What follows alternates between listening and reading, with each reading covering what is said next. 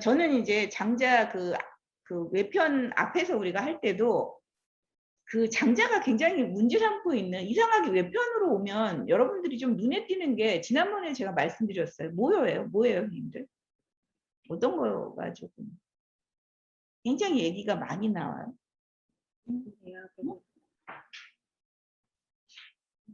그러니까 본성대로 살지 못하게 하는 것.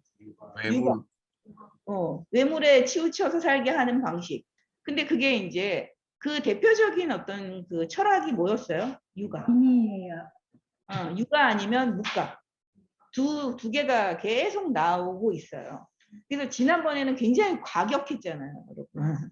과격할 정도로 육아의 이 인의 도덕에 대해서 굉장히 비판을 하고 있거든요. 사실은 이런 인의 도덕에 대한 이걸 거의 파괴하는 정도의 강력한 힘을 발휘하는 게 바로 그 장자의 언어였던 것 같거든요. 그러니까 유학이 이렇게 요새처럼 만들어 놓은 도덕, 혹은 묵가가 요새처럼 만들어 놓은 이 도덕을 파괴하는데 이 외편의 저자들은 힘을 다 쓰고 있는 것 같아요. 제가 보기에. 그쵸, 선생님들? 그런 부분이 굉장히 눈에 띈다라고 생각할 수 있는데, 그렇다면 육아와 묵가가 무조건 잘못됐다고 지금 장자가 얘기하는 걸까요, 선생님들? 저는 육아와 묵가에 대해서 굉장히 긍정적으로 바라봤던 부분이 있었을 것 같아요. 이 장자가 자기 철학을 세우기 이전에 사실은 굉장히 긍정하면서 뭔가 삶의 원리로서 이렇게 받아들였던 것이 무엇일까 생각하면 그것이 육아거나 묵가거나 아니면 양주. 우리가 양주의 어떤 극도의 이기주의, 누구를 간섭할 필요 없어. 너나 잘 살아. 우리 이영애가 너나 잘하세요 하는 것처럼 양주는 딱 그거였어요. 다 각자 잘 살자. 괜히 간섭하지 말자. 그러니까 이런 부분에서 굉장히 영향을 많이 받았는데, 이제 장자가 이제 생각해 보면 더 이상 육아가 가지고 있는 이 도덕으로는, 여러분, 우리가 스스로의 힘으로 스스로의 삶을 결정할 수 있는 이 자유, 이것이 거기에는 없다라고 생각한 것 같아요. 뭔가 여기는 굉장히 훌륭한 성인이 훌륭한 삶의 방법을 지금 제시한 거잖아요. 그죠? 훌륭한 방법을 제시했어요. 그게 뭐예요? 인의 예학이라고 하는. 이 인의 예학이라고 하는 이 도덕을 제시를 해서 이 인의 예학을 기꺼이 달갑게 진짜 실천하는 자들은 굉장히 육아에서는 군자가 되잖아요. 그렇지 못한 자는 뭐가 돼요, 여러분? 소인이 되는 거죠. 소인. 그랬을 때 이 군자와 소인이라고 하는 이게 바로 뭐예요? 위계를 짓는 방식이거든요. 그래서 이 위계를 짓기 때문에, 근데 모든 사람은 사실은 스스로의 어떤 자유라든가 스스로의 어떤 도덕의 어떤 의지라든가 이런 것들을 동등하게 갖고 있지는 않잖아요. 인의 도덕이라고 하는 관점에서 본다면 이걸 동등하게 우리가 소유하고 있지는 않아요. 그죠? 그랬을 때 그 동등하게 소유하지 않는 그 차이 때문에 어떻게 보는 거야? 그 사이에 어마어마한 위계가 지어진다는 이 지점. 그래서 그 위계 때문에 그렇지 않은 자들은 자기 의지대로 살 수 없게 하는 거죠. 여기에 굉장히 성인의 힘이 행사가 되는 거예요. 힘이 행사가 돼요. 그렇게 하면 장자가 궁극적으로 스스로의 삶을 스스로가 만들어가는 자유라고 하는 이 지점에서 뭔가 확 깨달았는데, 이걸 사실은 위배하는 것이 저는 육아나 묵가의 어떤 도덕이라고 생각하거든요. 그래서 지금 아주 힘써서 여기에 대해서 저항하고 있는 것 같아요. 지금 이 부분에서. 그래서 이런 관점을 가지고, 육아의 관점이든 묵가의 관점을 가지고는 어떻게 해요? 내 삶의 어떤 자유를 행사하기는 어렵다. 이런 결론에 도달했기 때문에 굉장히 많은 부분을 지금 육아와 묵가의 어떤 도덕에 대한 비판으로 지금 할애하고 있는 거예요. 이거를 넘어가지 않으면 이 장자의 자유로 넘어가기가 어렵다는 거예요. 저는 이게 장자의 판단이었던 것 같거든요. 묵가는 또 어떤 거예요? 사실은 자기 자신의 영혼을 돌보기보다는 진짜로 우리가 한 사회가 어떻게 동등해질 것인가 하는 이 문제에 굉장히 골몰했던 철학자예요. 묵가는. 그러니까 양주가 진짜 자기만을 위해서 살았던 이기주의자라면 묵가는 진짜 겸해주의자잖아요, 여러분. 이타주의자. 철저한 이타주의자. 그래서 여기는 중간이 없어. 한쪽은 너무 이기적이고 한쪽은 너무나 이타적인 거예요. 그래서 너무나 이타적이어서 어떻게 두루두루 사랑을 나눠야 돼. 그리고 두루두루 이익을 나누는 공동체. 이걸 굉장히 강조하는 게 바로 여러분 묵가예요. 그래서 우리가 그 겸해주의자와 이익을 나누는 이런 부분은 지금 같이 가는 거거든요.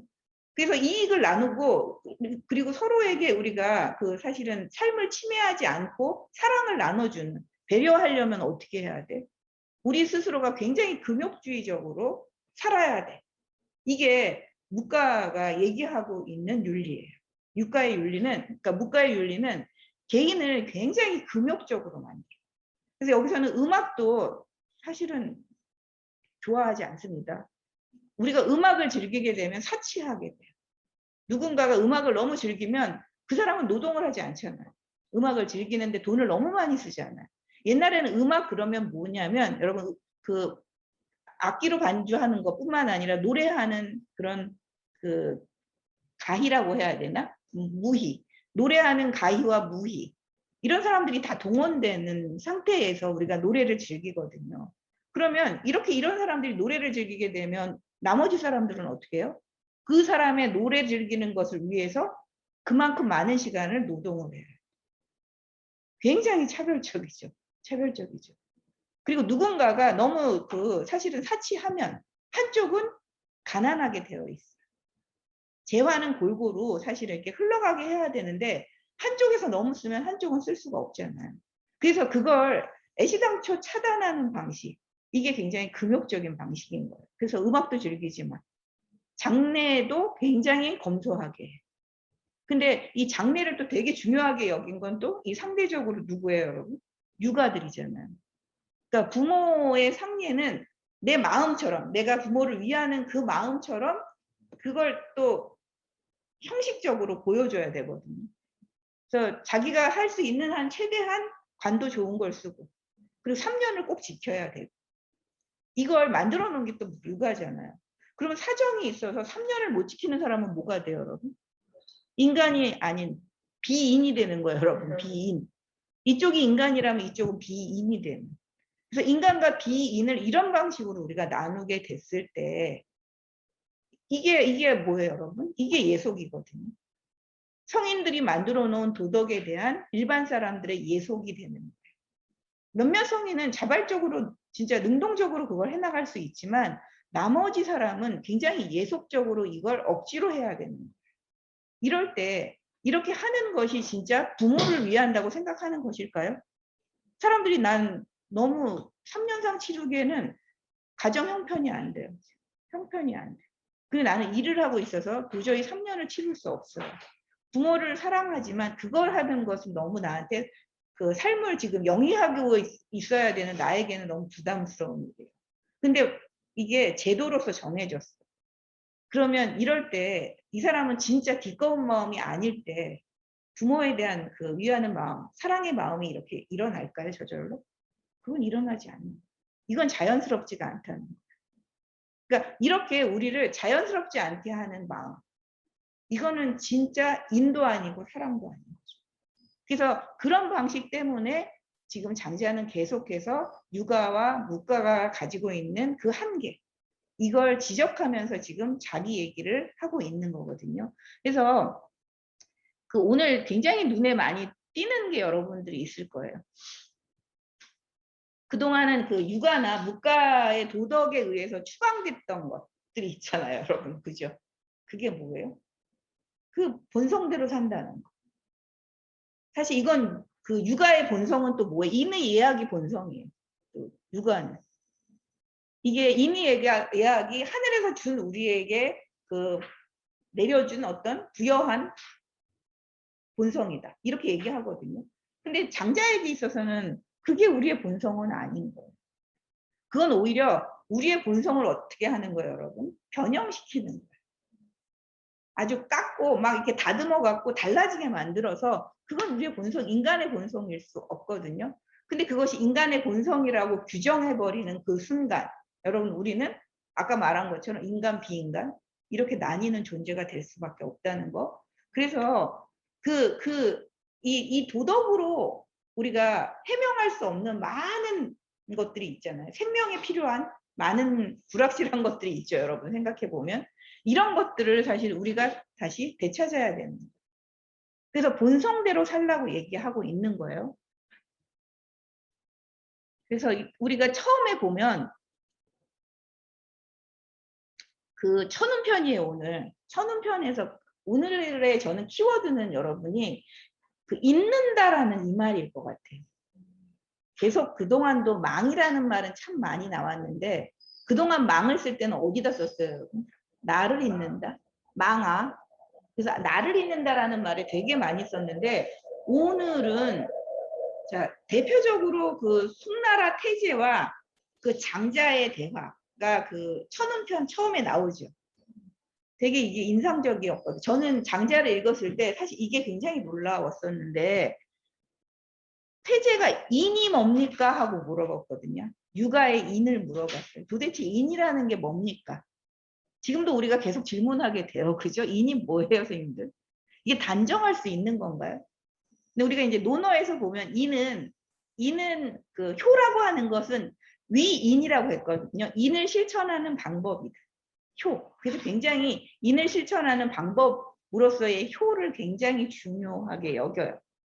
그러면 인이 뭡니까? 라고 했을 때 장자가 너무나 의외의 그 대답을 했어요. 뭐라고 했어요? 지금? 호랑이랑 이리가 인이야 이랬어요. 호랑이랑 인간에게만 인이 있다고 얘기를 했잖아요. 육아는 공자님은. 근데 이건 인간다움의 그 표지가 아니라 모든 존재의 표지예요. 그냥 호랑이나 이리도 인이 있어. 얘네는 뭐예요? 아버지와 그 자식. 그러니까 아비와 새끼 사이에 뭐가 있어요? 서로 친해. 서로 친한 거 이게 인이야라고 얘기를 했어요.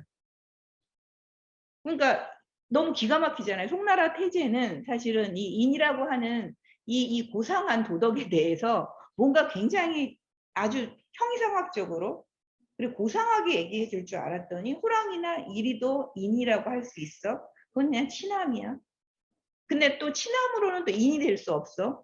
라고 또 막 말을 계속해서 바꿔가네요. 지연 선생님이 제일 싫어하는 이 말 바꾸기 변덕스러움 이렇게 막 말을 바꿔가 지금. 근데 뭐예요? 아 효는 그러니까 그 우리가 친함만 못하고 친함은 사랑만 못해요. 근데 사랑은 또 뭐만 못해요? 인만 못해요. 근데 인은 또 뭐만 못할까요, 여러분? 자, 그 중요한 말을 어렵게 얘기하고 있어요.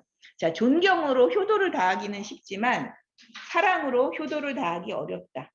사랑으로 효도를 다하기는 쉽지만 어버이를 잊기는 어렵다라고 얘기해요. 어버이를 잊는다. 자, 어버이를 잊기는 쉽지만 어버이가 나를 잊게 하기는 어렵다. 자, 어버이가 나를 잊게 하기는 쉽지만 천하를 함께 잊기는 어려워.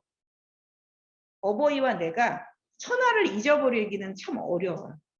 근데 또 천하를 함께 잊기는 또 쉽지만 천하가 한결같이 나를 잊게 하기는 어렵다라고 얘기했거든요. 그러면 사실 인의 도덕이라고 하는 것은 우리가 계속해서 그 양자를 잊지 않는 거예요. 이건. 우리가 이 얘기로 추론을 막 해보면 어떤 거예요, 여러분? 우리가 인이 얘 도덕을 지켜라고 했을 때 너는 나를 잊지 말고 나는 너를 잊지 않게. 잊지 않는다는. 계속 의식해. 의식하는 거예요, 이건. 잊는다는 거는 의식하지 않는다. 선생님들이 잊는다라고 하는 이 망자에는 여러분이 자꾸 쓰고 있는 무심함, 거기다 마음을 두지 않는다. 근데 이게 마음이 없다는 게 아니에요. 여러분, 애써서 마음을 두지 않는다는 얘기예요. 무심이라고 할 때 불교에서든 장자에서든 우리가 마음이 없는 게 아니라 애써서 그렇게 어렵게 마음을 쓰지 않는다라고 하는 거예요. 그냥 마음이 자연스럽게 가는 상태. 사실은 잊는다라는 표현에는 무심하게 상대에게 마음을 갖는 것. 그게 있는 거지 아예 마음이 없어서 잊는다라고 얘기하는 것 같지는 않아요. 선생님들.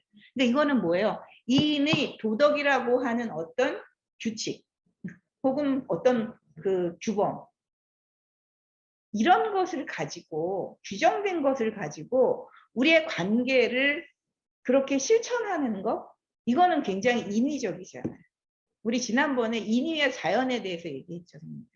인위는 뭐예요? 억지로 하는 거예요. 어떤 본성, 어떤 상황, 어떤 조건 이런 것과 상관없이 그냥 모든 사람이 모두 똑같이 억지로 하는 거예요. 그게 우리에게는 뭐예요? 인간다움의 법이기 때문에 그걸 억지로 하는 것. 근데 여기서는 그렇게 하는 것은 사실은 진짜 인도 아니고 그건 진짜 인도 아니에요. 공자가 말한 인이 그렇게 규정하는 것이라면 그건 진짜 인답지 않은 거예요. 우리는 서로가 관계에 대해서 배려하면서 공존하는 것. 그게 인이겠죠, 사실. 근데 그 배려하면서 공존한다는 진짜 의미는 우리가 의식하지 않고 하는 행위여야 돼요. 그래서 여기에서 이제 여러분들이 말하는 무심함, 그 다음에 뭐가 또 나오겠어요? 자연. 우리가 저절로 그렇게 되는 거예요. 스스로 그렇게 움직여지는 거예요. 누가 지금 성인이 이게 좋은 삶이야 라고 명령해서 그렇게 따르는 게 아니에요. 너희들은 이거 미리 깨닫지 못했지? 내가 알려줄게.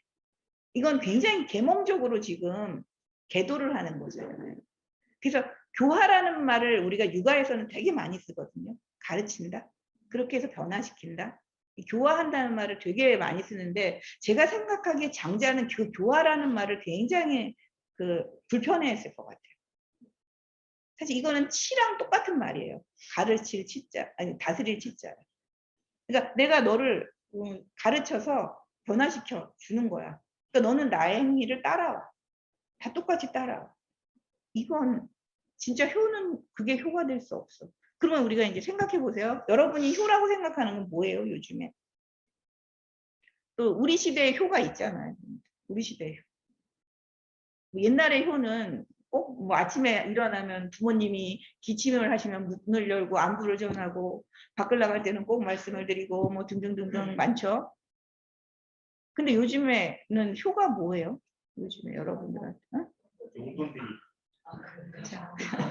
공부 잘하고 용돈 드리기. 공부 잘하고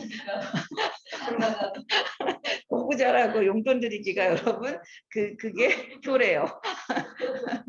자, 그럼 이거 못하면 효가 아닌 거예요? 자식이 아닌 거잖아요. 공부 못하는 애들. 그 다음에 돈 못 드리는 사람들은 다 효도하지 못하는. 그 진짜 불효자는 옵니다. 이거 되는 거 아니에요? 불효자는 옵니다. 이렇게 되면 되게 너무 의식해. 부모는 나를 의식해야 되고 나는 부모를 의식해야 되고. 근데 내가 하는 행위가 이건 효야. 그리고 사람들이 다 효라고 할 때 이걸 효를 해야 너는 좋은 자식이야. 부모는 자식한테 이렇게 해줘야 좋은 부모야. 라고 하는 이 표지가 있잖아요, 여러분. 그런 것들을 사실은 의식하지 않은 채, 진짜 우리는 그냥 부모에게 여러분 걱정되기도 하고 어떤 것을 이렇게 해드려야 되겠다고 하는 자연스러운 마음이 일어나는.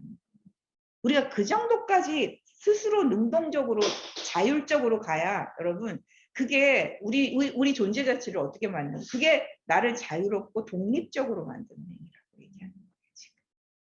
잊는다는 것은 바로 그런 걸 잊는다는 거예요. 의식적이고 지배적인 공식적인 그런 어떤 행위 규범들을 잊어버리는 거예요. 그래서 거기에 딱 맞게 행동해야 된다라고 하는 이 부자연스러움, 여러분, 이 인위적인 것, 이거를 잊는 것. 그래서 결국은 뭐예요? 뭐를 하는데 억지로 하지 않는 무위가 되는 거예요. 결국 여기에는 지금 뭐가 다 있는 거죠? 무심함, 자연스러움, 그리고 그건 이퀄 무위예요. 자연스럽다는 건 내가 스스로 그렇게 하는 거라서 안 하고 있는 게 아니에요. 그래서 진짜 그렇잖아요. 나도 있고 어버이도 나를 잊을 때 가장 좋은 상태 아닌가요? 여러분 부모가 나 계속 걸려요. 뭐야?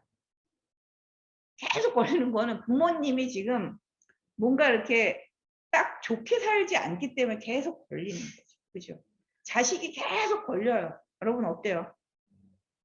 자식이 뭔가 힘들게 의식되게 살고 있어. 뭔가 마음에 안 맞게 지금 계속 행동하기 때문에 계속 걸리는 것을 잊을 수 없거든요, 여러분.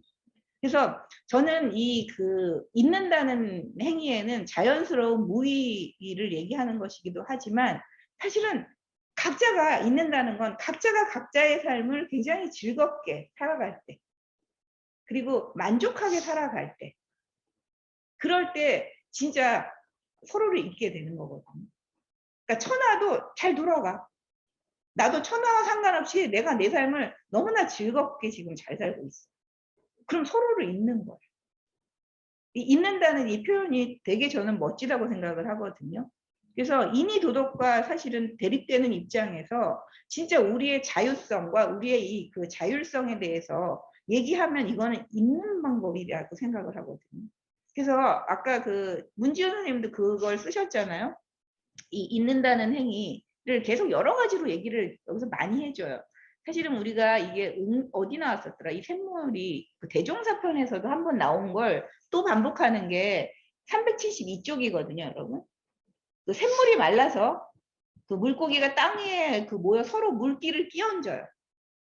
서로 물거품으로 적셔주는 것은 드넓은 강이나 호수에서 서로를 잊고 지내는 것만 못하다라고 얘기하고 있거든요. 자, 지금 현실이 너무 혼란스럽고 어지러워요.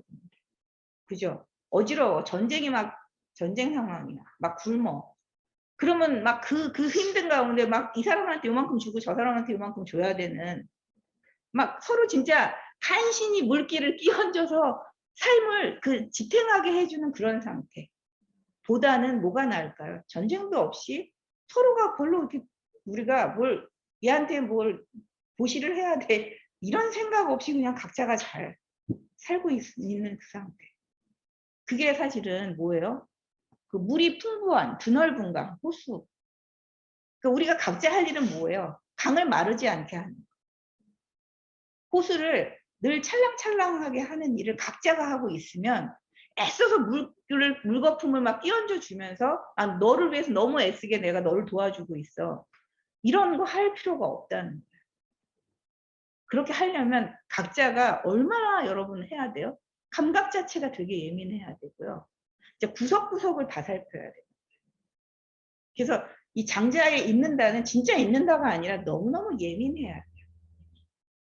이 우리의 그 삶의 이 환경에 대해서, 우리의 관계에 대해서 엄청나게 예민한 상태에서 어떻게 이 환경에서 어떤 존재도 진짜 헐떡거리지 않게 살 수 있을까라고 하는 이런 큰 시야가 확보되지 않고는 이건 있는다는 행위는 거의 불가능해요.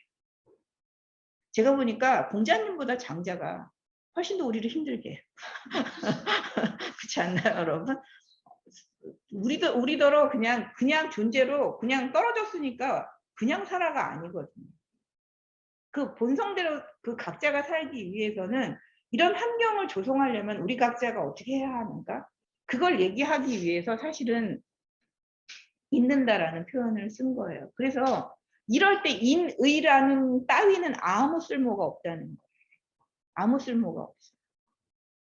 그래서 그 인의 따위는 아무 쓸모가 없다. 그러면 우리가 요임금은 참 훌륭해. 기억해서 하세요. 거림금은 너무 나쁜 아니야. 우리가 맨날 이러면서 욕하잖아요. 우리 지금 맨날 지금도 그러고 있죠. 우리가 이 편 저 편에서 지금 난리잖아요. 여러분. 여러분은 뭐 누구를 찍을지 모르지만 아무튼 난리예요. 누구는 좋은데 누구는 나쁜애 막 난리잖아요. 근데 진짜 우리를 의식하지 않게 그냥 이게 굉장히 잘 돌아가고 있어요. 세상. 그렇다면 우리가 문재인 대통령도 잊어버려.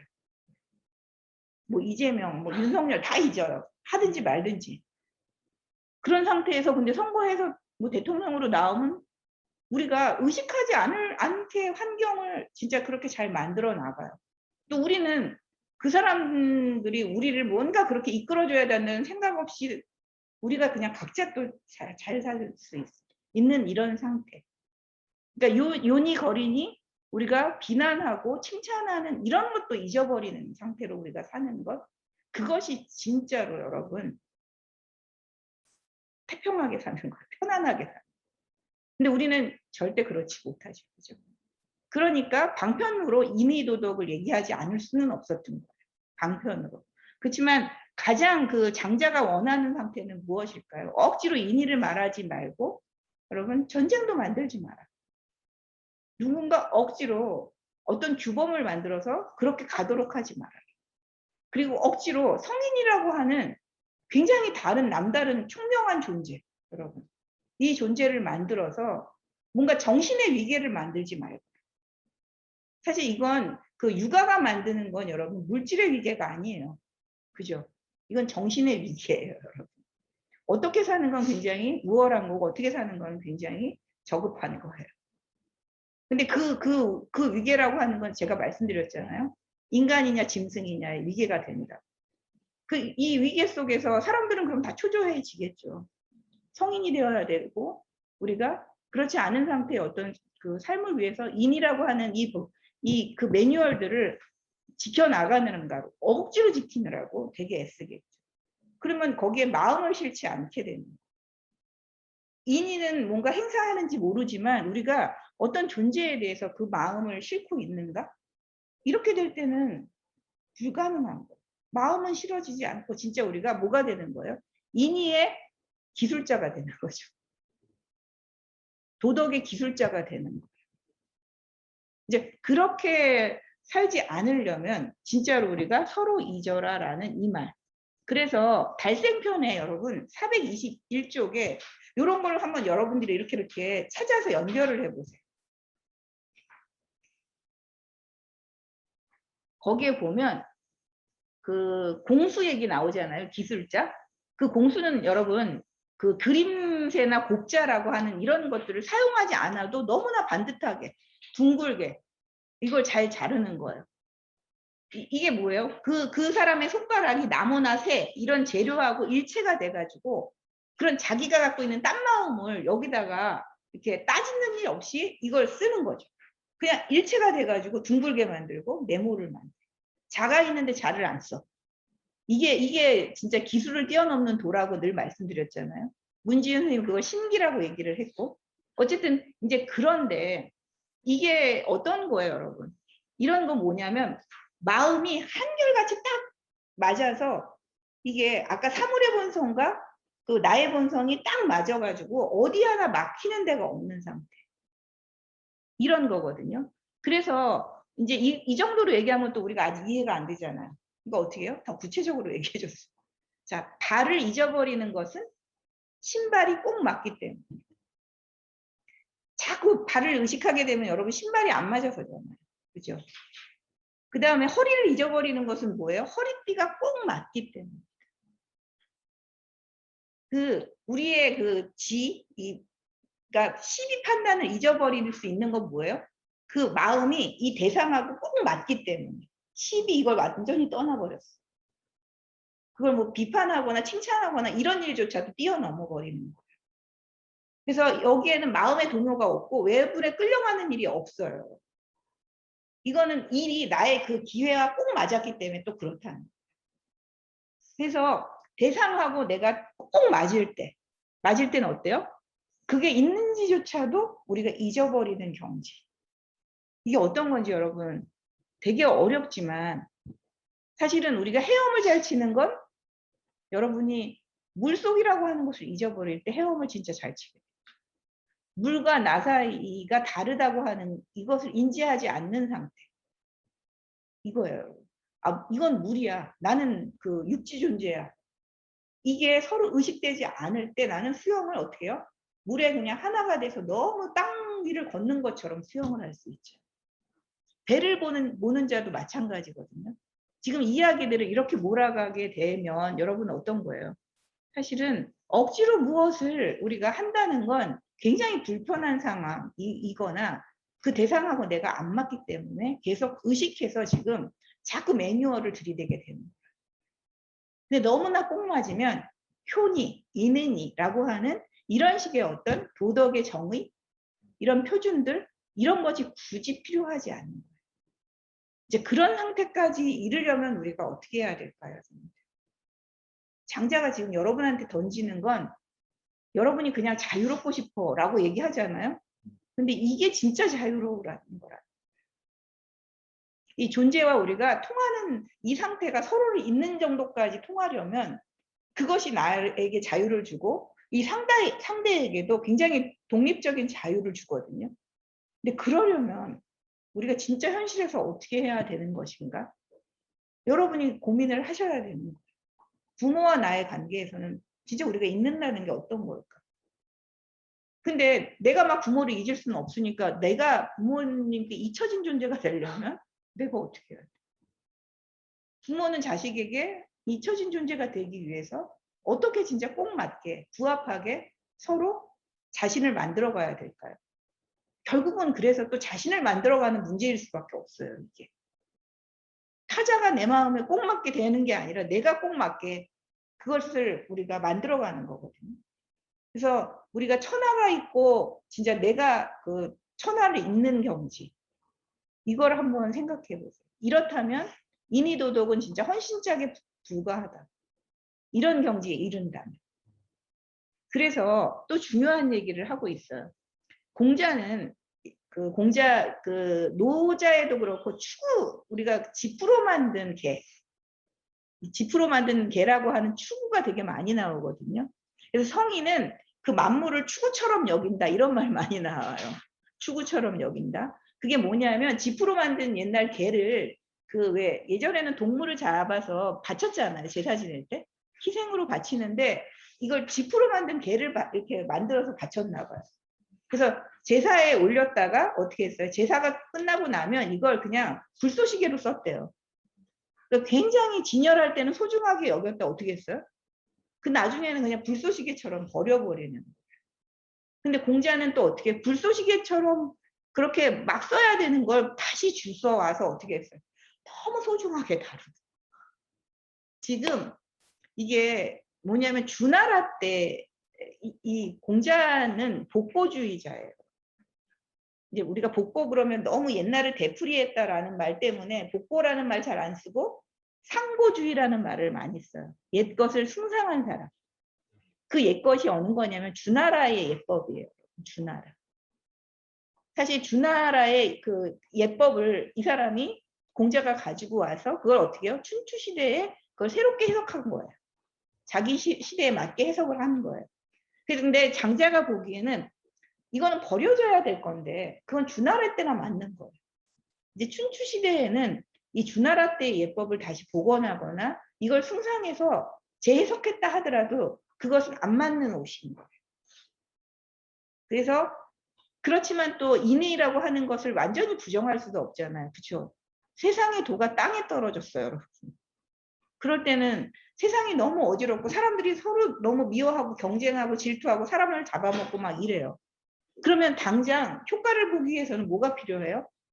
나름의 법칙이 좀 강제적인 법칙도 필요한 거예요.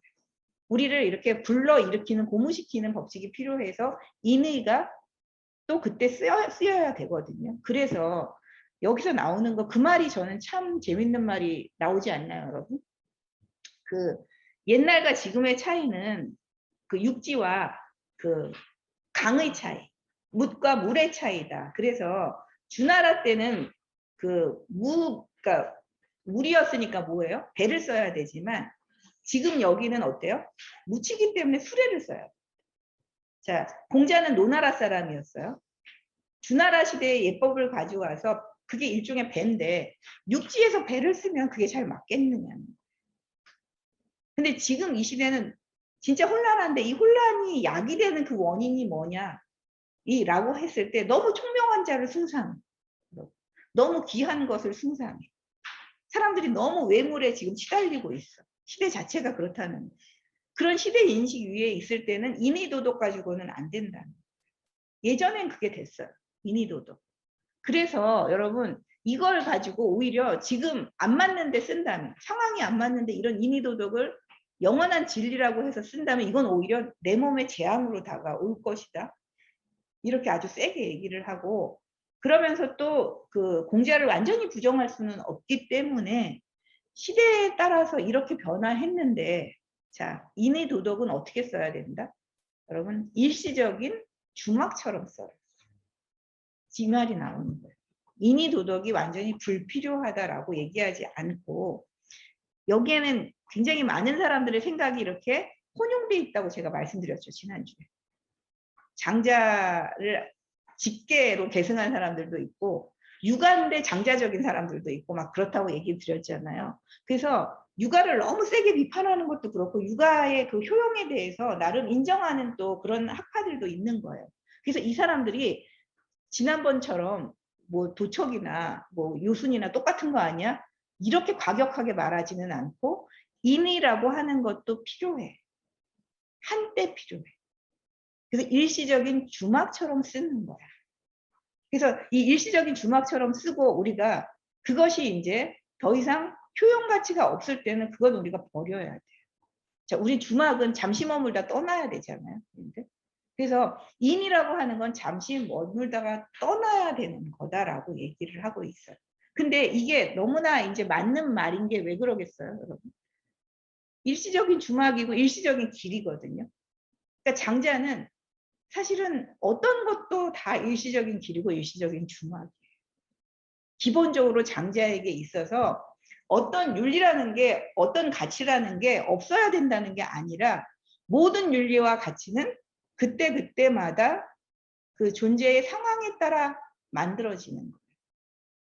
존재를 가장 행복하게 혹은 존재를 가장 존재답게 만들어줄 수 있는 어떤 방법들을 우리는 매 순간 고안하면서 살거든요. 그래서 우리 나름대로 기준을 만들고 살고 있어요. 그런데 이 기준이 어떤 환경으로 넘어가게 되면 더 이상 그것은 나의 기준이 될 수가 없는 거예요. 그래서 이 기준들을 우리는 깨고 파괴할 필요가 있는 거예요. 그래서 거기서 또 새로운 또 우리가 뭘 만드는 거죠? 임시적인, 일시적인 주막과 길을 또 만들어야 되는 거예요. 그래서 이건 장자에게 있어서는 저는 굉장히 중요한 얘기라고 생각하는 게 인의 도덕만 일시적인 주막이 아닌 거예요. 모든 가치는 일시적인 길이요 주막이다. 그래서 장자는 그걸 우리한테 진짜 인지시켰어요. 내 법이 최고야라고 말하는 게 아니라 지금 장자에게 있어서는 이런 것처럼 계속해서 있는 방식으로 가는 거예요. 가장 좋은 것을 우리가 만들어내야 되니까. 지금 이 순간 내 본성, 내 생명에 딱 맞는 그런 가치들을 내가 진짜 보완해서 그걸 실행하는 거예요. 그러다가 또 안 맞으면 어떻게 해야 돼요? 기꺼이 그걸 우리가 파괴하고 새로운 것을 만들어내는. 이런 면에서 장자는 니체하고는 되게 닮아 있는 거죠. 이런 면이 굉장히 니체적인 거예요. 그래서 장자와 니체를 비교하는 사람들이 되게 많아요. 왜냐하면 니체를 얘기를 좀 가져와서 하면 장자가 조금 더 구체적으로 현실적으로 여러분 우리 이 시대에 맞게 좀 재해석될 수가 있거든요. 그래서 니체를 가지고 얘기하는 사람들이 되게 많은데 뭐 니체도 맨날 그랬잖아요. 가치의 가치를 만들어내는 거. 가치가 가치로운지를 물어라 하는 이 얘기가 딱 이거예요. 인이 도덕의 가치가 가치로운가? 한때는 가치로웠어요. 근데 지금 현재 우리의 삶에는 가치롭지 않다는 거예요. 내 삶에 우리가 여기서 보면 지락활신이라는 말이 나와요. 지락활신이라는 말이 나오는데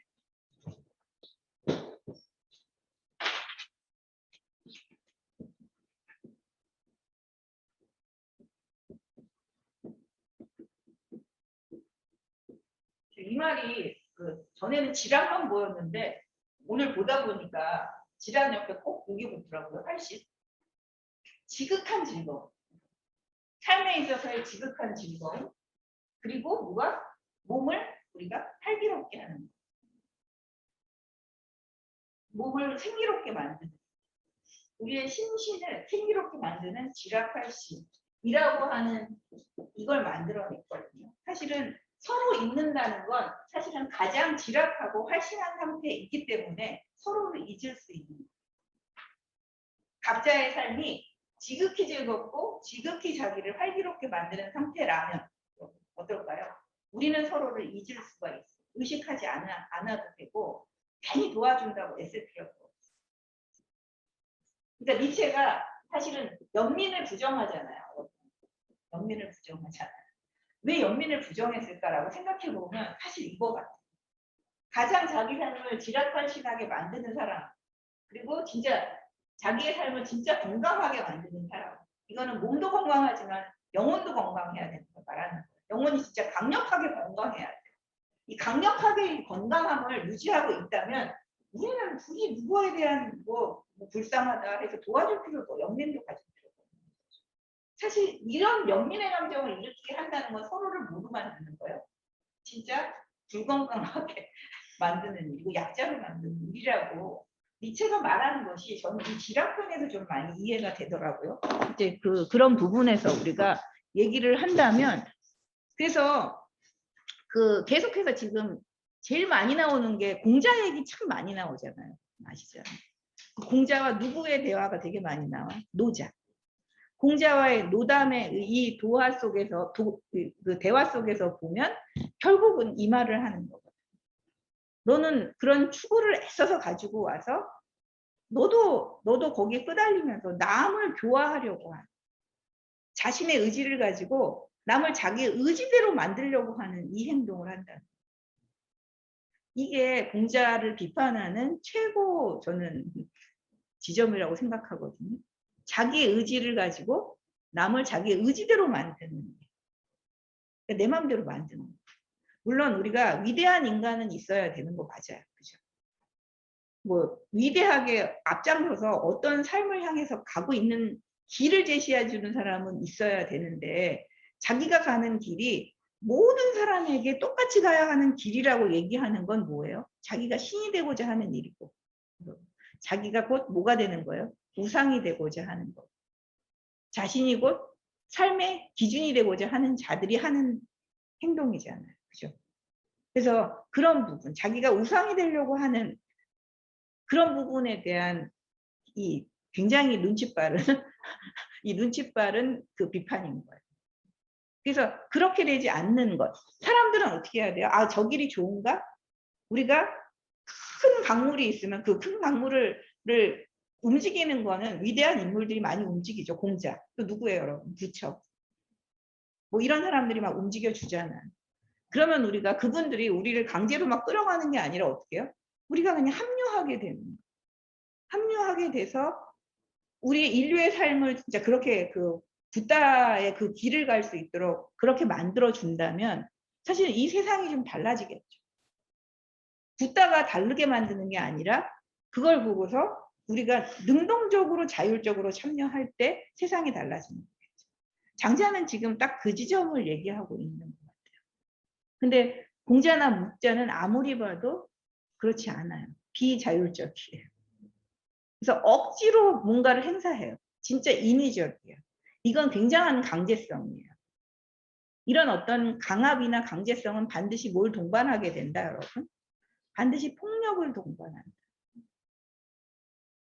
이거는 어김없이 육아가 아무리 인간다운 삶을 제안한다 하더라도 그 인간다움이라고 하는 규정 속에는 그렇지 않은 자들을 뭘로? 폭력으로 우리가 강압적으로 다스리게 되는 그런 결과를 가져오는 건 너무나 뻔한 이치잖아요.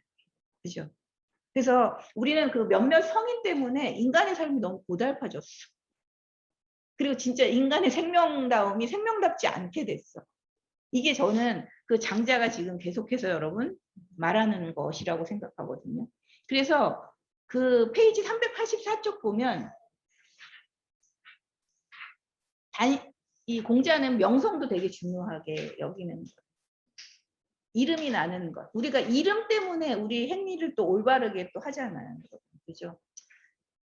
이름을 얻으려고 굉장히 많이 그 몸을 바르게 하는 경우도 많죠. 인정 욕망이라고 우리가 많이 쓰는. 인정 욕망 때문에 여러분들 글도 막 잘 써야 되겠다고 막 자기를 막 불러 일으키는 거잖아요. 그죠? 근데 또 이게 문제야. 뭐예요, 여러분? 인정 욕망 때문에 막 불러 일으켜서 썼는데 인정받질 못해. 그럼 어떻게 돼요, 여러분? 자율성이 없어갖고 좌절을 해버리고 포기를 해. 사실은 글은 자기 수행이라고 생각하면 누가 나를 인정해주든 뭐 칭찬을 하든 뭘 하든 어떻게 돼요? 우리가 그 욕을 해도 달게 받으면서 나를 고쳐갈 거 아니에요? 글을 고치는 것과 함께 나의 사유를 바꿔갈 거 아니에요? 근데 우리가 그렇지 않기 때문에 사실은 명성이라고 하는 굉장히 외부적인 것 이런 게 우리에게 굉장히 끄달리거든요. 사실 그 식욕, 색욕보다 우리가 버리지 못하는 게 여러분 그 명예욕이래요. 인간이. 사실 또 우리 박지원 선생님은 아닌데 막 이러실 것 같은데.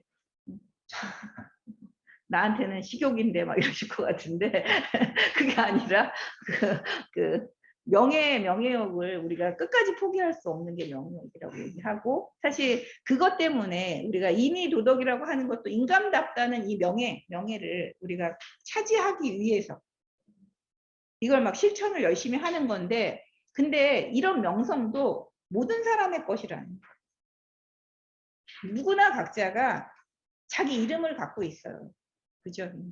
그래서 자기 개체의 그 본성대로 살면 그것이 사실은 우리가 이름을 얻는 일인데, 어떤 사람들은 공자를 비롯한 이런 성인들은 그 명성을 어떻게 독차지하려고 해. 세상의 명성을 얻고 싶어요. 근데 모든 사람의 것이므로 이걸 독차지해서는 안 된다고 지금 노담은 공자에게 얘기해주고 있는 거예요. 그리고 아까 그 말했잖아요. 오래 머물러 있으면 안 된다. 인의는 명성에도 오래 머물러 있으면 안 돼요. 이건 같은 말이에요. 우리가 우리를 그 인정해주고 내가 빛나게 하는 어떤 그런 이름들을 오래 가지고 있으면 안 된다. 왜 오래 머물러 있으면 당연히 뭐가 돼요? 그게 명성이 욕이 될 수 있어요. 비난이 많아지게 마련이다.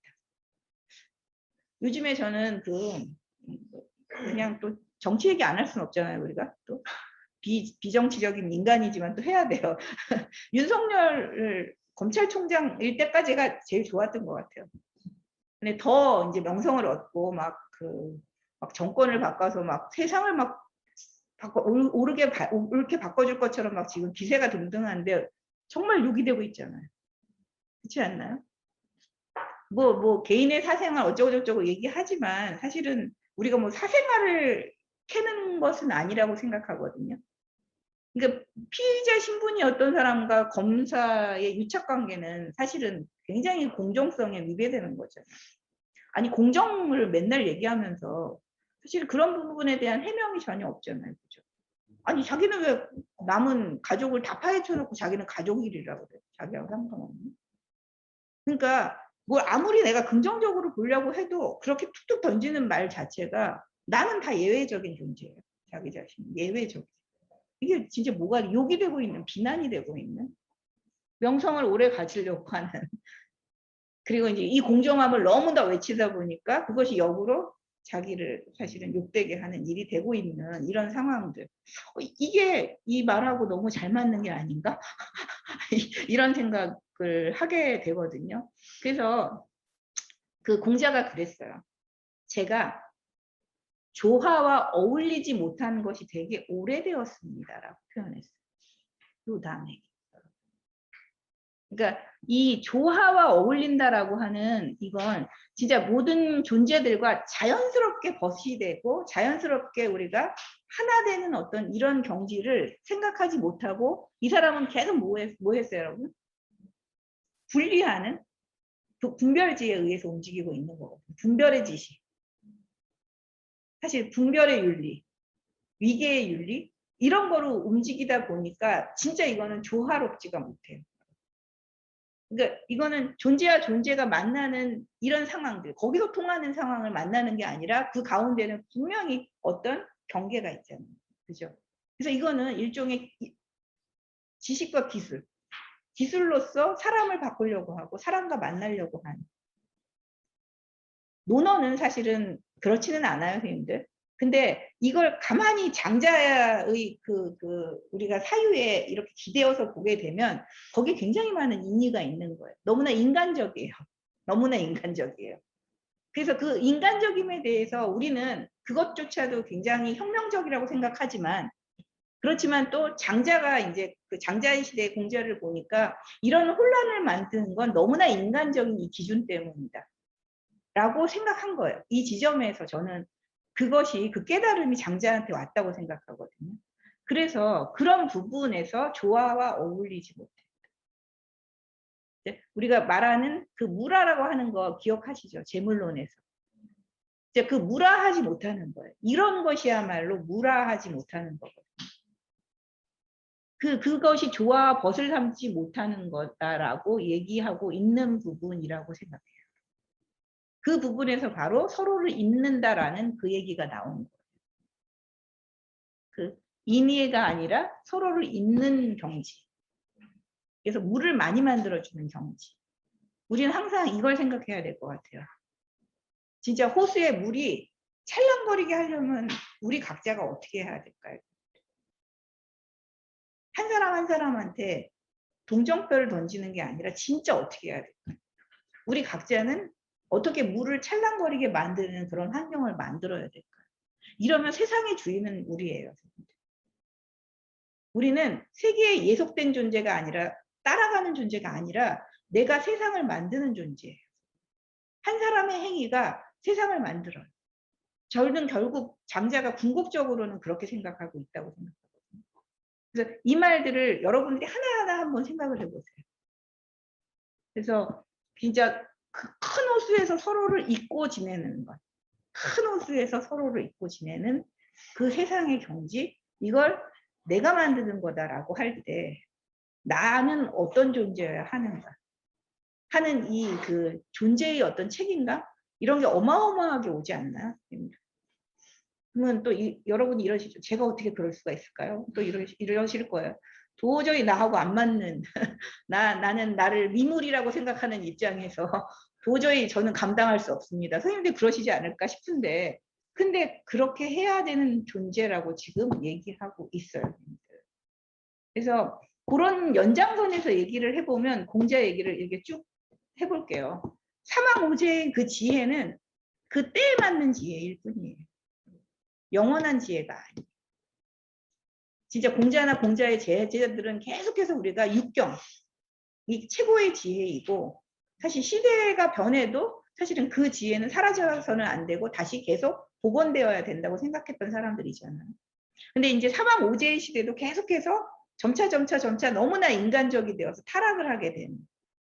그래서 우리한테 굉장히 분별심을 안겨주게 되는 그런 어떤 그 역사적인 흐름을 여기서 계속 얘기하고 있거든요. 그래서 여러분들이 그 역사적인 흐름 이걸 한번 그 보셔야 돼요. 그 페이지가 이건 몇 페이지더라? 391쪽을 한번 보실래요? 근데 391쪽. 자, 황제가 다스릴 때는 백성들의 마음이 순수했대요. 근데 그 뒤에 보세요. 아버지가 죽었는데 곡을 하지 않는 자가 있어도 백성들이 비난하지 않았어요. 자, 곡을 하지 않은 건 그 사람만의 그 아버지를 보내는 방법인 거예요. 자, 우리 뒤에서 보면 장자가 아내의 죽음에 어떻게 했는지 나오는 거 있잖아요. 그죠? 장자가 어떻게 질장구를 이렇게 쳤어. 노래를 불렀어. 너는 그렇게 몇십 년 함께 산 부인이 죽었는데 어떻게 노래를 부를 수가 있느냐. 근데 장자에게 가장 그 부인을 추모하는 가장 좋은 방법은 어떻게 해요? 즐겁게 보내줘. 왜? 삶과 죽음이 하나이니까. 죽음이 더 나쁜 것이 아니니까.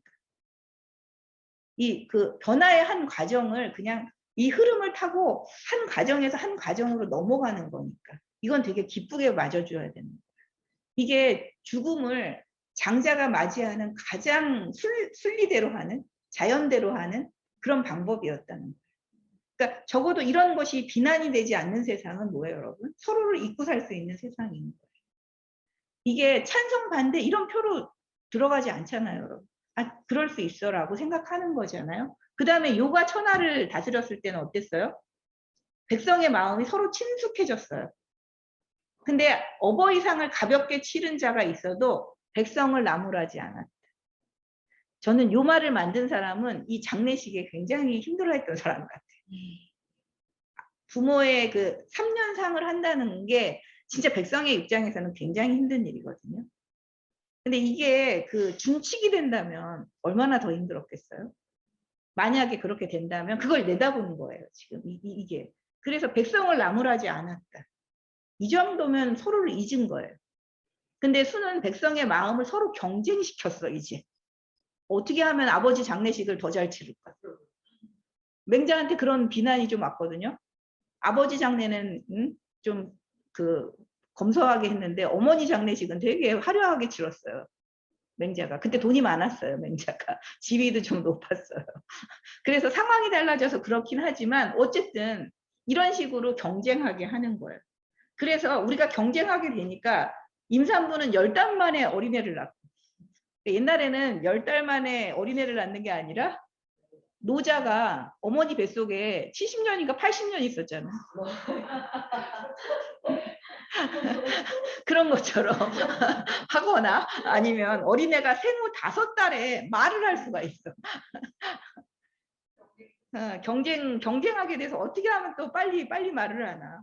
그리고 또 빵긋 웃게 되기도 전에 이미 사람을 알아봐. 그러니까 이게 바로 우리가 총명하다는 거. 육아에서는 총명하다는 걸 되게 좋아해요. 똑똑한 거.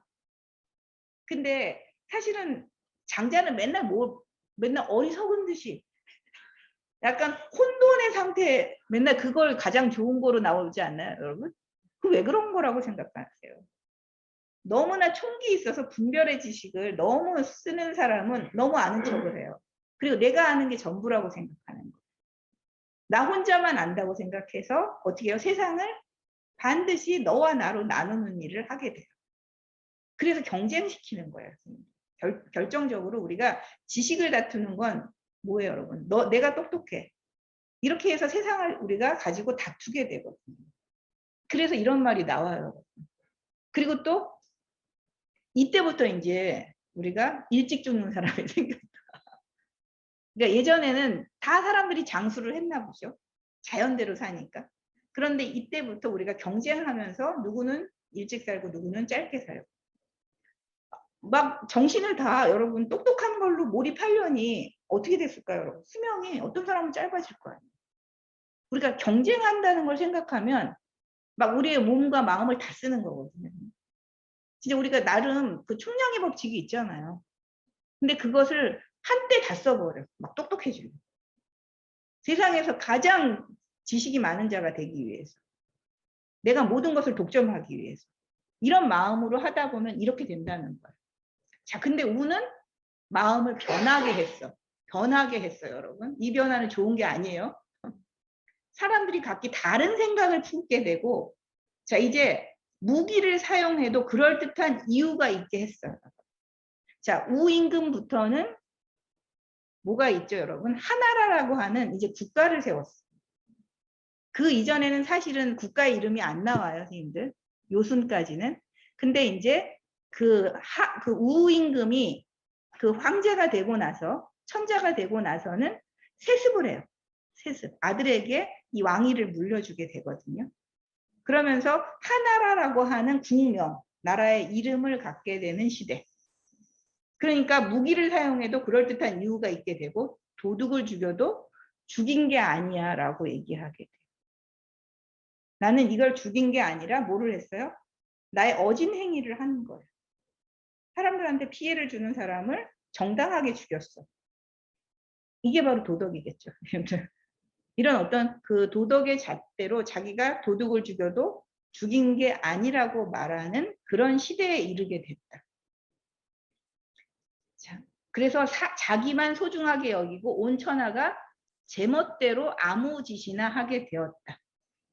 자, 이렇게 되면서 그리하여 천하에는 뭐가 나온 거예요? 각자의 우리가 사는 방법으로서의 육아, 묵가, 제자백가가 막 생겨난 난립을 하는 거예요.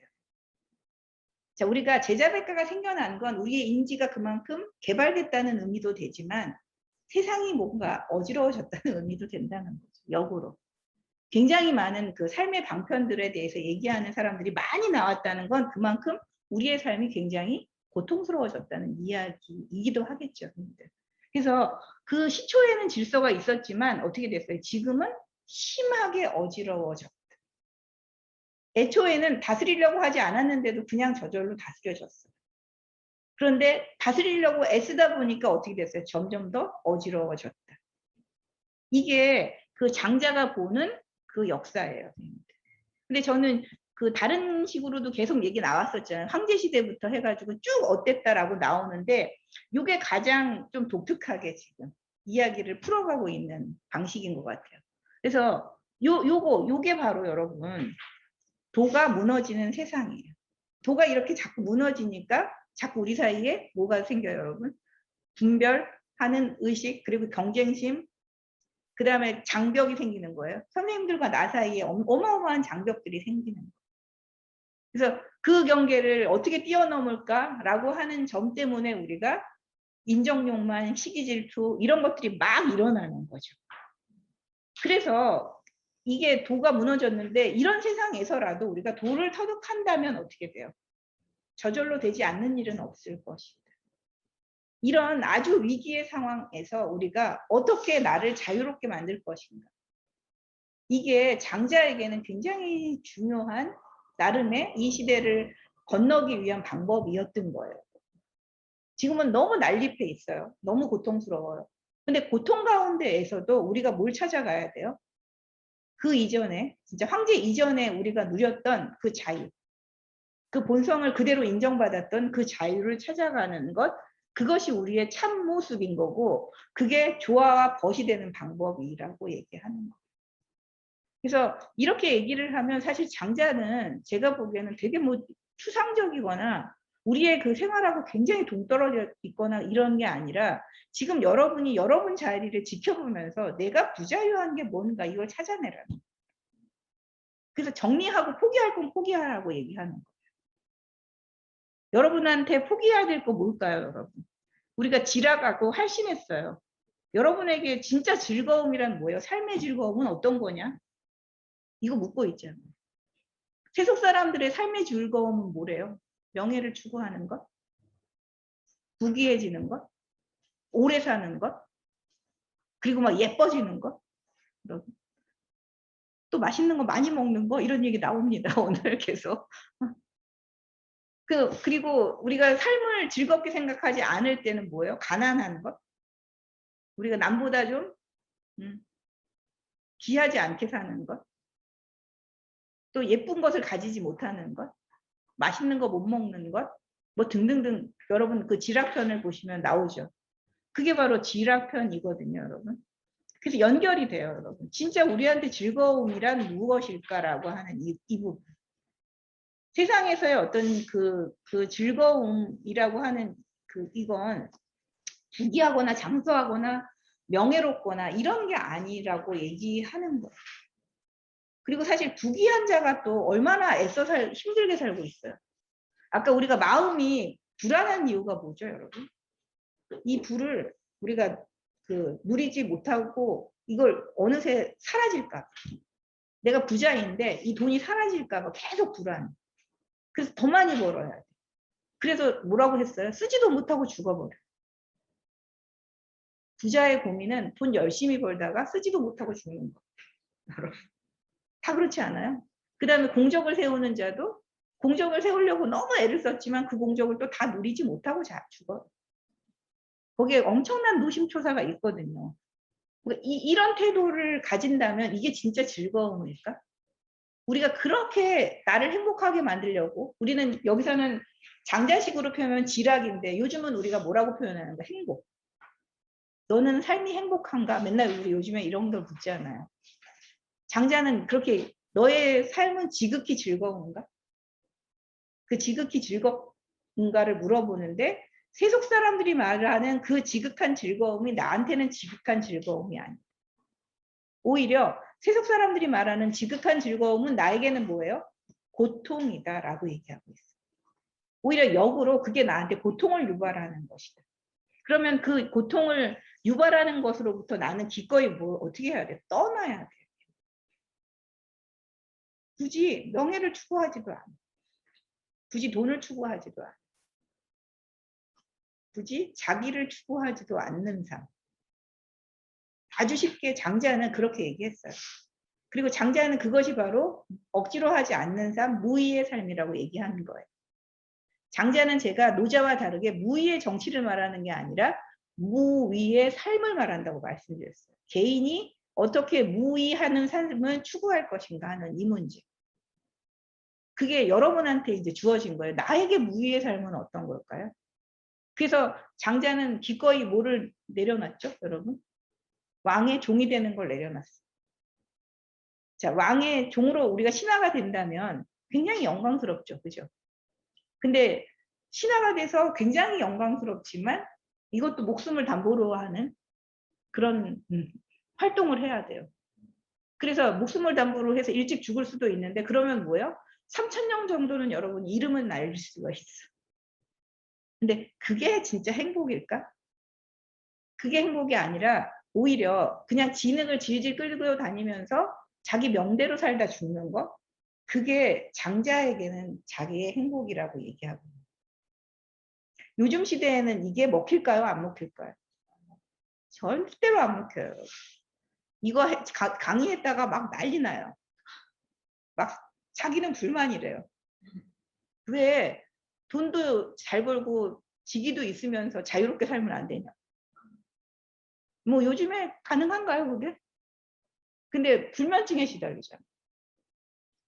그러니까 여러분이 왜 불면증이 올까를 생각해 보면 낮에 너무나 그 돈 벌기 위한 활동과 막 내가 유명해지려는 그런 어떤 그 내 욕망을 다 채우려고 하는 이 활동들을 너무 하다 보니까, 그리고 너무 그래서 몸과 마음을 너무 써서 다 진이 빠진 거예요. 그러면 오히려 잠이 안 와요. 그래서 이 머리는 계속해서 그 욕망의 불꽃이 막 일어나니까 잠은 안 와요. 이걸 끌려면 어떻게 해야 돼요? 사실은 그런 삶으로 가지 않는 거예요. 그래서 장자는 기꺼이 나는 진흙에 그 꼬리를 끌고 다니는 가난한 삶을 선택하는, 그거 보이셨죠?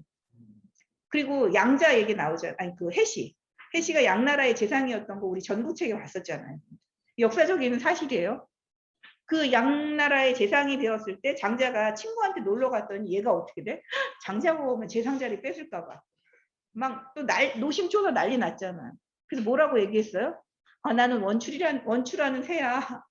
원추는 멀구슬 열매만 먹고 맑은 이슬만 먹어. 그런데 그 썩은 쥐를 먹는 솔개가 그 원추가 나타나자 꽥꽥 소리를 질러. 막 자기 걸 뺏을까 봐. 근데 원추가 그러겠니? 이러면서 해시한테 말해주는 그 장면. 이게 실제로 장자는 어떻게 무의한 삶을 살았을까를 아주 구체적으로 보여주는 예시들이에요. 그래서 삶과 죽음을 어떻게 하나로 보느냐. 그래서 요번엔 두개골하고 대화하는 게 되게 많이 나오지 않나요? 두개골하고 막 대화하면서 너는 어찌 살아가지고 이렇게 두개골이 되어서 이렇게 해골로 나뒹굴어져 있는가 하고 되게 불쌍하게 여겼더니 해골이 나타나서 뭐라고 그랬어요? 그건 산 사람의 걱정이야. 죽으면 너무 좋아. 이러면서 이게 그냥 죽음이 진짜 좋은지 아닌지는 우리가 알 수 없지만 어떻게 해요? 이건 역전인 거거든요. 삶과 죽음은 그래서 같은 거예요. 죽었다고 해서 더 불행할 건 없어요. 그래서 이 장자의 그 유머는 어디에 있느냐면 버드나무가 이 팔에서 지금 막 나오는 상태. 여러분 그 장면 그 골게리였나? 골게리하고 나오는 거 있잖아요. 그 골게리하고 대화할 때 골게리가 지금 여기 팔에서 지금 버드나무로 변하고 있어요. 저는 이런 상상력이 되게 놀라운 것 같아요. 그러니까 우리는 인간인데 인간으로만 다시 화하는 게 아니라 뭘로도 화요? 나무도 될 수 있고 씨도 될 수 있어. 그래서 그 열자가 또 그 얘기하는 거 나왔잖아요. 열자가 그 세상에 존재가 어떻게 순환 변화하는가 얘기 나오죠.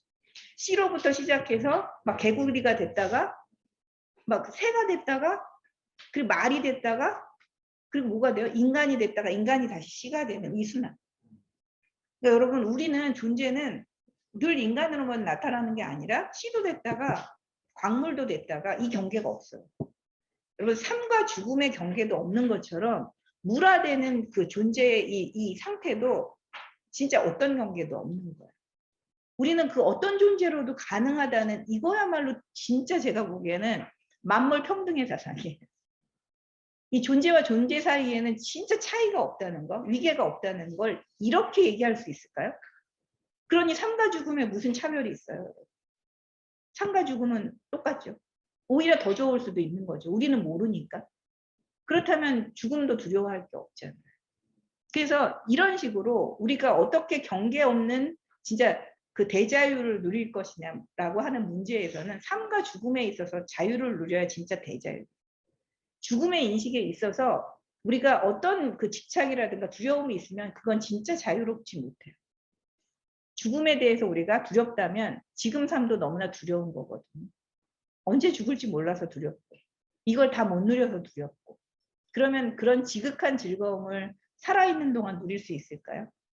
죽음에 대한 불안이 늘상 나를 괴롭힌다면 살아있을 때 우리는 진짜로 지락활신할 수 없어요. 그래서 지금 현재 여기에 여러분 오늘 뭐 그 보이는 것은 실제가 아니다 보니까 이제 지금 여기에 여러분 여기에서의 어떤 그 삶의 만족, 지락 이것이 여기서 지금 일어나야 돼요. 그리고 진짜 이 나의 영혼이 마음이 정신이 진짜 이 삶의 주인이 돼서 내 생명을 진짜 활기롭게 만드는 일을 지금 여기서 하고 있어야 되는 거예요. 매 순간. 이게 변화인 거지. 그냥 변동되지 않는다는 이런 말에 그 우리가 가지고 있는 어떤 이미지가 있는데 그게 아니에요. 매 순간 거기서 어떻게 가장 활기롭게 살 것인가 하는 문제. 그게 변화하는 주체예요. 어떻게 고정된 법칙에 자기를 진짜 폐쇄시키지 않고 가두지 않고 그리고 남을 가두지 않은 채 우리 모두가 진짜 활기로운 어떤 삶을 만들어낼 것인가 하는 그 활기로운 삶이라고 하는 것도 우리 자칫 다른 이미지를 가질까 봐 어떤 거예요? 굉장히 검소하게 있는 것에 만족하면서 그리고 꿈도 잠을 잘 때 꿈을 꾸지 않는 그 편안함 이건 잠잘 때 불안이 없어야 돼요. 낮에도 불안이 없어야 되지만 우리는 낮의 불안을 잠잘 때도 가져와서 막 어지러운 꿈을 꾸잖아요. 어지러운 꿈을 꾸고 일어나면 잔 것 같은가요? 잤는데 잔 게 아니야. 맨날 잠을 못 잤다고 노인들이 얘기하는 게 왜 그럴까요? 보면은 3-4시간씩은 꼭 자는 것 같은데 노인분들. 근데 맨날 불면증이라고 하소연하시는데 그게 잠을 편안하게 못 자는 거죠. 잤는데 못 자는 거. 그러니까 이런 상태로 우리가 한다면 이건 진짜 지락의 삶일 수 없다는 걸 얘기하고 있는 거예요. 여러분들이 생각해 보세요. 지극한 행복, 지극한 즐거움. 장자가 말하는 지극한 즐거움이 뭔가? 라고 하는 입장에서 우리가 요새 맨날 행복 되게 많이 얘기하는데 그 행복이란 과연 어떤 건가? 이걸 비교해서 우리가 얘기를 해봐야 되겠죠. 그래서 오늘은 이런 얘기로 맞춰야 되는데 제가 마지막에 그 부분이 있어요. 손휴와 편경인가 맞나? 이름이? 편경자. 두 사람의 대화. 손휴와 편경자의 대화예요. 여기서 왜 이 손휴가 너무 열심히 살았거든요. 너무 열심히 살아서 고향에 살면서는 부도덕하다는 악평을 듣지 않고 전쟁터 나가서는 비겁하다는 악평도 듣지 않았는데 자 들에서 농사를 지을 때 풍년을 만나지 못했어요. 또 나가 벼슬에서 임금을 섬기는 때를 만나지 못했어. 그래서 향리에서도 배척되고 주의 관청으로부터도 추방되었어요. 진짜 최악이죠, 선생님들. 선생님들 이거 한탄 많이 하시죠? 제가 하늘에 무슨 죄를 지은 건가? 우리 이런 거 많이 하죠. 난 너무 착하게 살았는데. 그리고 뭐 하라는 거 다 했는데. 그리고 또 하라는 걸 다 한 것뿐만 아니라 난 너무 열심히 했는데. 왜 나는 인정받지 못했을까? 향리에서 인정받지 못하고 농사지면 맨날 흉년이고 이런 왜 이런 운명을 만났을까요? 라고 얘기했을 때 그 편경자가 여러분 하는 그 말이 자 너는 너무 지식을 꾸며서 어리석은 자들을 놀라게 해. 우리가 스펙 너무 쌓아서 어리석은 자들을 놀라게 하잖아요, 여러분. 근데 그게 성공하지 못했어. 그럴 때 우리가 탄식하고 하늘을 원망하죠. 남탓 엄청 하잖아요. 학원을 잘못 갔어. 엄마가 헬리콥터 마음이 아니었어. 막 이러면서 할 거 아니에요? 그렇게 하는 이것, 이렇게 한 것. 그래서 너가 또 몸을 엄청나게 깨끗하게 닦으면서 어떻게 했냐면 그 타인의 오점을 너무 드러내줬어. 되게 잘난 척을 한 거예요. 살면서.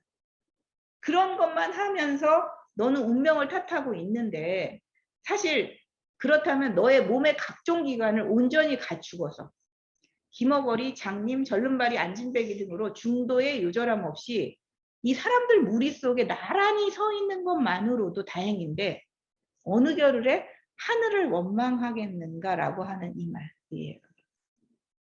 되게 냉정한 말인데 우리에게는 굉장히 중요한 말일 것 같아요.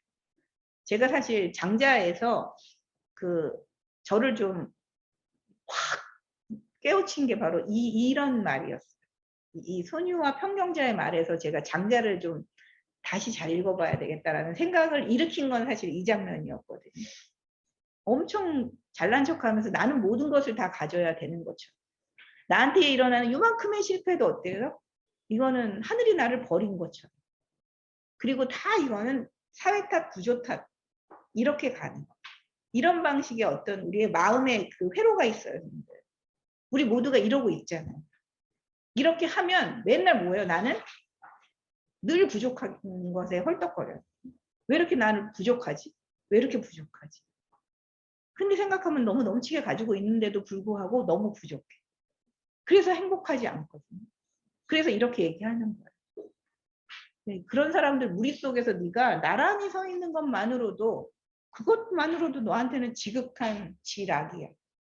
그러니까 지락의 경지를 우리가 어디로 가져가야 하는가라고 하는 걸 오늘 장자는 여러분한테 얘기를 해주고 있거든요. 이런 부분에서 또 생각을 해보세요. 그런데 재밌는 건 그거예요. 자, 사람한테 맞춰서 우리가 얘기를 해줘야 된다고 나오는 거 있잖아요. 그래서 그 새는 그 노나라 왕이 왜 새한테 막 아름다운 음악 막 자기가 먹는 막 엄청난 음식 이런 게 먹여가지고 새가 결국은 죽어버렸잖아요. 너무 놀라서. 혹시 내가 지금 얘 소녀한테 안 맞는 말을 해가지고 너무 놀라서 얘가 뭔가 멍해지면 큰일 아닐까 이런 걱정을 하는 거예요. 저는 이 말을 이렇게 연결하는 게 되게 재밌지 않나요, 선생님들? 그러니까 우리가 이것도 상황에 맞게 얘기를 해줘야지 너무 먼 얘기. 그래서 그 부처님이 대기설법을 하셨다잖아요. 부처님이 대기설법. 그 사람의 상태에 딱 맞는, 그 사람의 기질에 딱 맞게, 지금 쓰는 기운장에 딱 맞는 그런 설법을 했다라고 하는 거랑 이것도 통하는 거예요. 진짜 내가 그렇게 해준 건가? 너무 지금 비약이 심하게 얘한테 넘어서는 얘기를 해주고 있는 건 아닐까? 하고 돌아서서 이제 후회하는 이런 장면이 나오는데, 만약에 이런 삶을 우리가 보통 사람한테 얘기하면 헛소리 이렇게 얘기할 거예요. 그죠? 우리가 지락이라고 얘기하는 이미지는 이것하고는 완전히 정반대이기 때문에 이런 게 지락이야. 이걸 다행이라고 생각해 라고 말할 때 사람들은 뭐라고 얘기할까요? 미친 소리를 하지 마. 이러지 않을까요, 선생님들? 그러니까 그것도 어떻게 그걸 상대한테 맞춰서 얘기해 주고 그런 얘기를 끝에서 이렇게 단 것도 아주 재미있었어요. 이게 이제 장자의 뭘까요, 여러분? 일종의 기술 같은 거라고 생각하거든요. 너가 지금 여기까지 올라올 수 있는 사람인가 생각해봐. 우리가 또 인정욕망 때문에 올라가겠죠. 여러분, 나 그런 사람이야, 이렇게. 그래서 그 정도의 그걸 들을 수 있는 사람이라고 생각하면서 선생님들도 지락이 무엇인가. 저는 오늘 요 읽는다 하고 지락 이렇게 연결해서 오늘의 그 외편을 읽으면 될 것 같고요. 그렇게 단어를 하나씩 잡아서 걸리는 말들이 있잖아요. 쓱 읽으면 쓱 넘어가요. 근데 이거 하나하나 따지면 다 걸리는 말들이거든요. 그렇게 걸리는 말들을 좀 찾아서 얘기를 엮어보시면 장자가 좀 다르게 읽힐 것 같거든요.